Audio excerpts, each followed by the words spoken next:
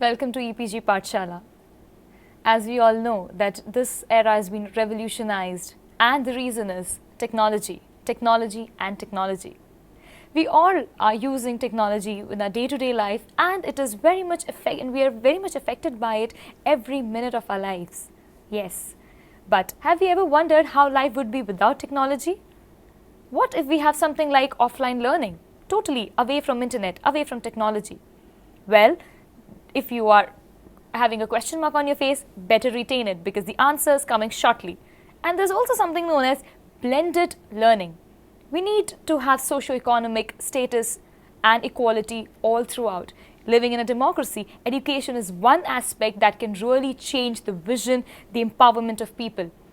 Here, in today's module, we will be dealing with what exactly is offline learning and how do we blend it to bring about an equality in the status of learning and eradicating all the issues that the haves and the have-nots still have with them.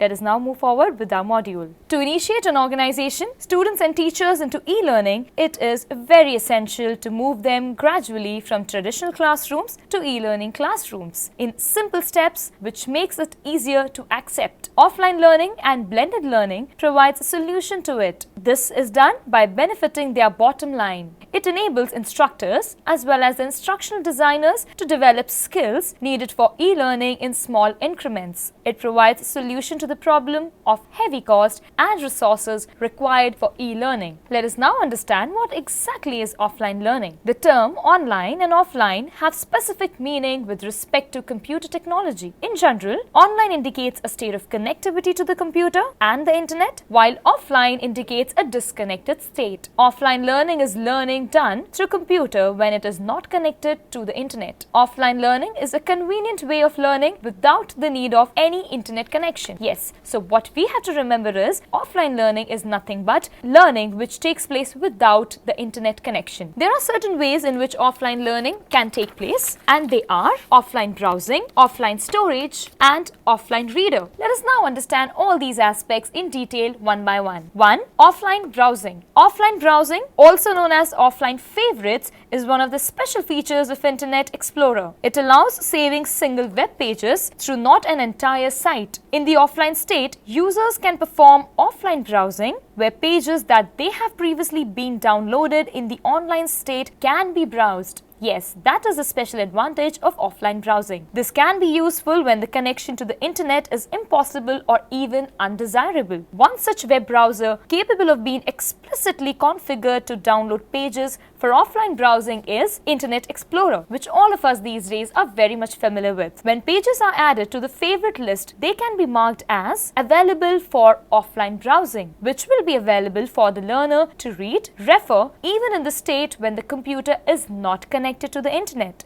So remember, offline browsing is equally important as the online browsing. Moving on to the next, offline reader, or is also known as offline navigator, is a computer software that helps a learner to download emails, newsgroup posts or web pages, making them available for reference when the computer is not connected to the internet. Offline navigators or offline readers are often useful for portable computers. Offline mail readers are computer programs that allows the users to read their mails with a minimum of connection time to the computer and to the internet by saving the messages for online reading. Third one is offline storage. Offline storage device is any storage medium which has to be inserted into a storage drive before it can be accessed by the computer system. Offline storage is also called as removable or detachable storage. The learning material or the mail is recorded usually in the secondary or the tertiary storage device, and then it is physically disconnected. The device must be inserted or connected before a computer can access it once again. Some of the offline storage devices are as follows. First, floppy drive. Floppy drives are portable and are a universal file storage solutions. The standard size of a floppy is around 1.44 MB. Hard drive. The hard drive is the main area of storage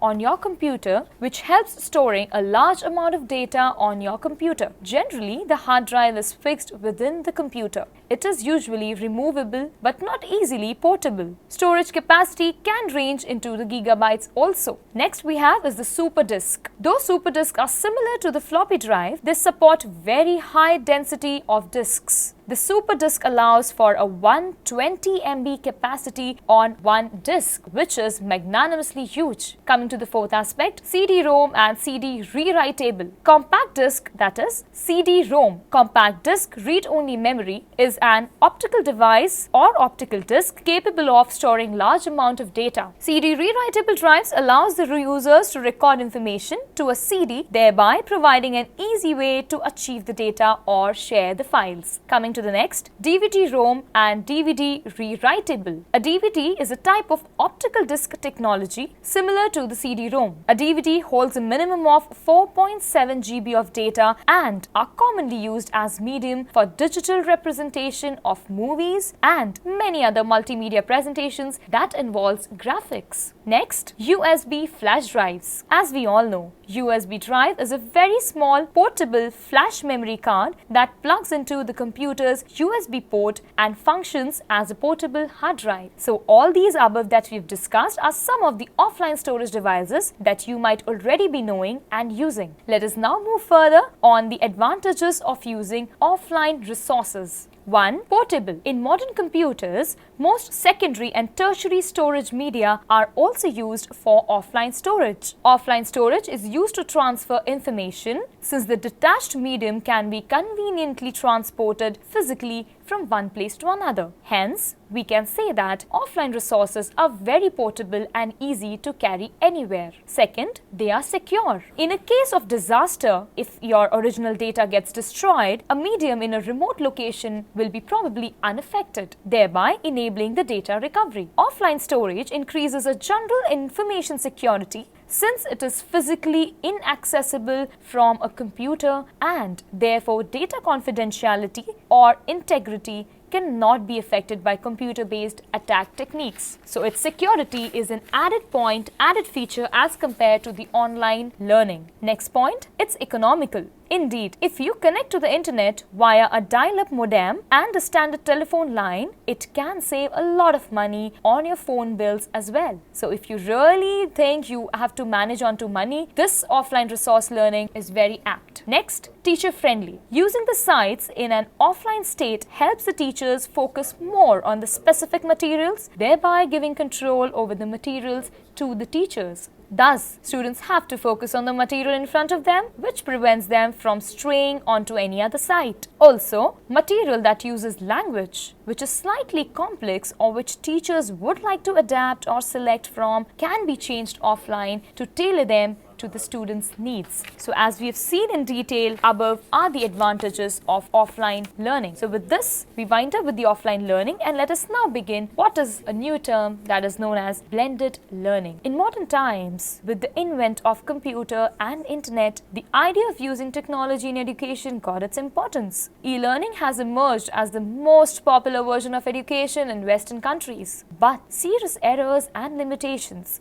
can be seen regarding e-learning. In a country like India, the economic support is the biggest problem. Lack of social contact, lack of feeling of responsibility, promotion to materialism, and lack of human touch are a few objections taken on e-learning. Therefore, purely classroom teaching or purely online learning cannot bring constructive transformation in Indian teacher education. Hence, we need to find a middle path to both the solutions. Proper coordination and meaningful integration of both these approaches is essential to bring about a revolutionary change in our system. Blended learning can become the pathway of success towards that direction. The first generation of e-learning or web-based learning programs focused on presenting physical classrooms based instructional content over the internet. Whereas in the second wave of e-learning, increasing numbers of learning models that combine various delivery modes are used. Blended learning offers more choices with the effective way. So we need to understand that we need to blend the traditional as well as the e-learning and only taking one aspect, that is the traditional, or the e-learning will not suffice the Indian scenario. Let us now go on to the definitions of blended learning. Actually, it is not a new concept, as we all know. In fact, in the Indian scenario, we have been using both e-learning and the traditional system of learning. So what is it that we have new here? But it has not been thought about and applied clearly, appropriately till yet. This term, that is blended learning, was initially used in 1997 in United Kingdom. According to Graham Spanier, he says, it is the largest unknown trend in higher education. Blended learning is a mixture of online learning as well as the classroom learning that contains some of the facilities of online courses with the presence of face-to-face communication. Let us now go on to another definition said by Rovai and Jordan in 2004. He says that blended learning is a combination of instructional modalities or a combination of delivery of media. It is also a combination of instructional methods. It is also a combination of online and face-to-face instruction. Blended learning,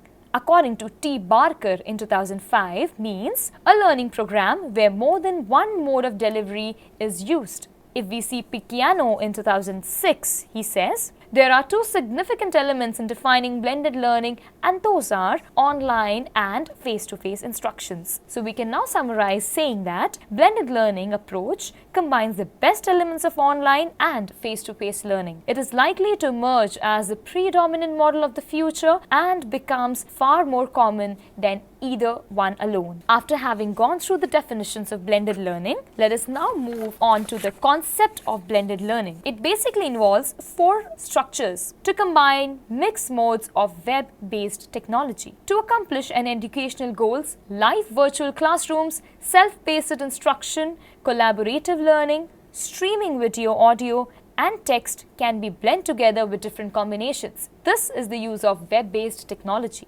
Next one is to combine various pedagogical approaches. To produce optimal learning outcomes, various pedagogical approaches like constructivism, behaviorism, cognitivism can be blended together with or without instructional technology. So here again we see that different approaches of teaching can be blended with the use of pedagogical approaches. Third, to combine any form of instructional technologies like CD-ROM, web-based training, films, etc. can be used face-to-face to lead instructional training programs. Fourth, to combine instructional technology with actual job tasks. Work experiences are blended together with learning experiences to create maximum and effective learning outcomes. Overall, the best mix of resources is used to provide an optimum learning experience for all the students. Blended learning can be described as a learning program where more than one delivery mode is being used with the objective of optimizing the learning outcome and the cost of program. Let us now go on with a few examples of blended learning. Make reference material available. Teachers can provide any reference material, for example notes, reference books, videos, etc. online through blogs, emails, etc. Next could be put the assessment online, and students can blend the teacher written notes and the online resources. It could also be to deliver pre-work online. It also involves providing online remedial teaching, which is nothing but remedial coachings.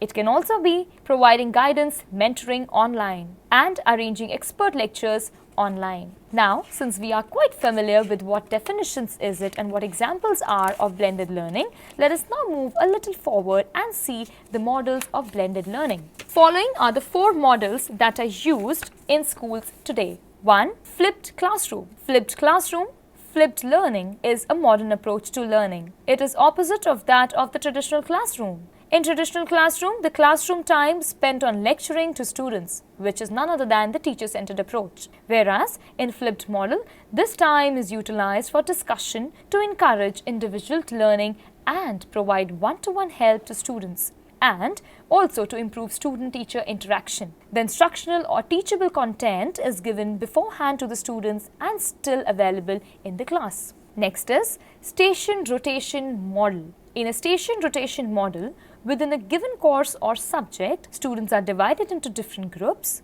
Teacher fixed some learning situations or stations, that is online learning, individual tutoring, project work, assignment, etc. Students rotate at fixed points in time between these different learning stations. In the station rotation model, students rotate through all of the stations. Third, lab rotation model. In a lab rotation model, students rotate at a fixed point in time between a classroom and the computer lab. Students learn online in computer labs also, whereas they are involved in various activities in classrooms simultaneously. In station rotation model, students are rotating within a given classroom, whereas in the lab model, they are actually rotating out to the learning lab where they are doing their online learning. The fourth model is flex model. Online learning is at the center of students' learning. In the flex model, here students are the doers. Students have flexible schedule of their learning based on their needs and fixed goals. Students get online learning experiences as well as offline face-to-face learning experiences. Face-to-face learning experiences are given through discussions, projects, mentoring, tutoring, etc. Most of the learning takes place online. Those were the four models those are used in the schools today. Now let us move further and read what are the advantages of blended learning. First being maximum use of technologies and other resources. Blended learning allows and schools alike to make maximum use of technologies and other resources that they have available to them. This means that it allows schools to take a look at all the technologies and tools that they have and see how best it works to find out the greatest benefit to students and the organization, even as they spend as little as they possibly can and still maintain the effectiveness of the teaching learning program. Next, the speed with which you reach thousands of people is unmatched by traditional methods, as they can all be reached simultaneously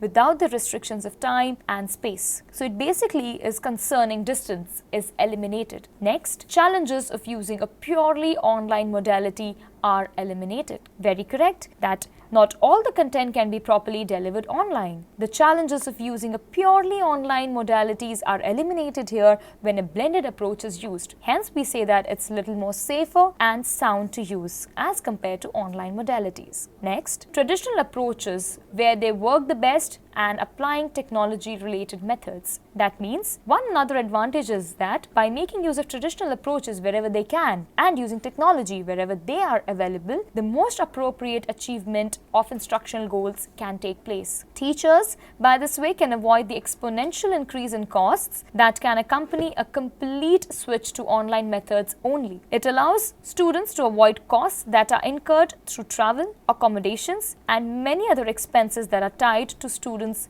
related to time and place. Next advantage being flexibility. Blended learning allows learners the flexibility not just with time but also with place. They can do their lessons anytime, anywhere, as they have the continuous access to the course material until a meeting with the lecturer becomes compulsory. Next advantage is virtual office hours. It can make it easier to deal with educational administrations and communication with all the students. Virtual office hours makes tutors far more accessible than in a strictly face-to-face scenario. Moving on to the next advantage, learning needs and styles are catered. Very well said. Students get their learning needs and styles cater to whether they prefer online or face-to-face learning because it offers both in a single course. This leads to more interaction and active participation in discussion. So here we see the learner style could be interactive or be it isolation. The students feel far more comfortable and they can prefer traditional method or online learning method as well as offline learning method according to their needs. Next point, improvement in discussion. For sessions held online, the communication between teacher and student is open and everyone can benefit from it because everyone can view the responses sent by the teacher.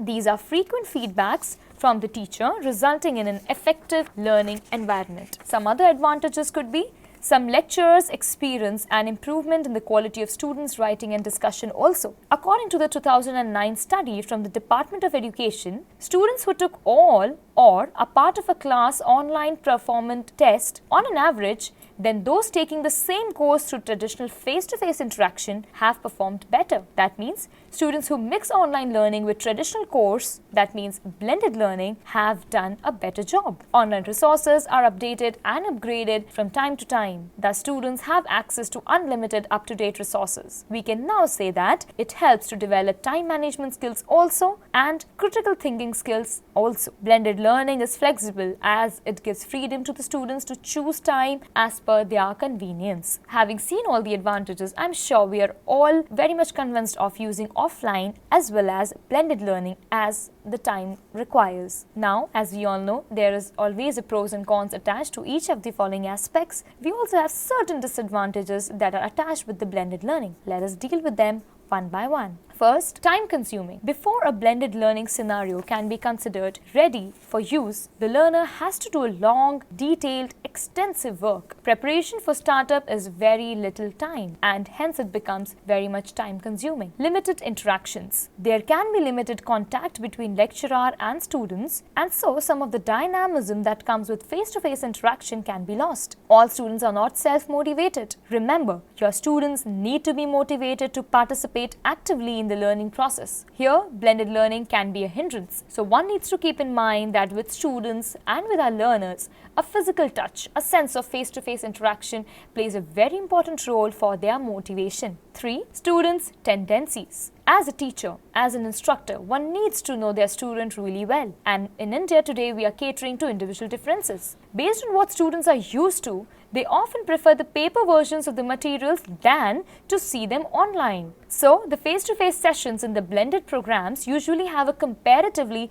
more successful feel for the students. Sometimes we even see students being very lazy to go online and prefer and refer to the materials those are available readily. They rather would prefer the traditional approach of teaching. Next, extra efforts from the part of teachers. The materials developed by the lecturers cannot simply be the same set they had developed for the handouts. Certainly, they are bound to make changes. They have to be reformatted so that they guide the students through a process of independent study when they are not in a face-to-face session. This additional task requires lecturers' appreciation and is worth it. Teachers always need to be ready with the plan for the students whom would need additional help. Next disadvantages. Students sometimes feel that they are given more work to do when distance modalities are used, because we feel that technology is there everywhere and anytime, since they can access the information, they can definitely do their assignments at any time, any place. So this might turn off the students and their interest. Blended learning is literally dependent on the technical resource and online information. These tools need to be reliable, easy to use and updated in order to give a meaningful learning experience. So we as teachers need to keep in mind that when we are using blended learning, apt resources and apt tools are used. Blended learning needs stable and adequate internet connection, which might not be available or which might not be possible always. The school or the institution should have adequate infrastructure and all the facilities required for computer-based instructions. Sadly, but today, not all the schools or education institutions are very well equipped with internet or technology. So this becomes a taboo in many of these instructional programs. Another disadvantage could be information literacy. The literacy is a must for blended learning, or it will lead to a significant barrier for students who wish to get access to the course material. We need to keep in mind that out of 100 students, not all 100 are capable or comfortable using internet, technology or many other gadgets or devices. Even if they are comfortable in using, they don't really know sometimes as to where do we navigate to get the resources. Here, teachers need to act as a proper guide and students should have a proper training. Another and the last disadvantage could be students generally wait and watch all the videos in one sitting rather than on a regular basis. The use of lecture recording technology might result in students falling behind on the resource material. Since they have the availability right now, since they have the time right now, they might just put on their iPads, their technology and their gadgets and could start refining through the notes. But we need to remember not each and every student are self-motivated or cannot be self-directed. For this, we need to give them different videos and different settings so that they are in touch of education and their resources on time. So we are through with the disadvantages. We have seen what blended learning is. We have seen what offline learning is. It's very correctly said. We cannot go to either of one side only. In today's time and being in the Indian education society, we need to realize that there are certain issues that we are facing at the moment. Issue of face-to-face interaction, or be it issue of mentoring face-to-face or having that physical touch with the teacher and the instructor. So let us not forget the traditional classroom or the offline learning is equally important, is equally applicable in today's era in the classrooms as our blended learning is. So always take a middle step and be prudent enough to give offline task or assignment or an online task depending upon the learners. And never forget the individual difference that exists, that persists in the classroom. Thank you.